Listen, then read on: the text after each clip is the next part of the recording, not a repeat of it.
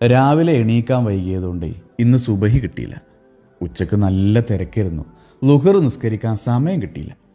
ഓഫീസിൽ നിന്ന് ഇറങ്ങാൻ വൈകിയതുകൊണ്ട്, അല്ലെങ്കിൽ ട്യൂഷൻ ക്ലാസ് കഴിയാത്തതുകൊണ്ട്, അല്ലെങ്കിൽ വീട്ടിൽ ഗസ്റ്റുകൾ ഉണ്ടായതുകൊണ്ട് ഇന്ന് അസർ നിസ്കരിക്കാൻ പറ്റിയിട്ടില്ല.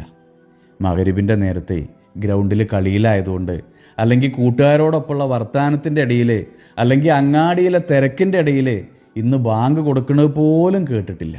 ഇന്ന് നല്ല ക്ഷീണുണ്ടായിരുന്നു. നേരത്തെ ഭക്ഷണമൊക്കെ കഴിച്ച് വെറുതെ ഒന്ന് കിടന്നതാ.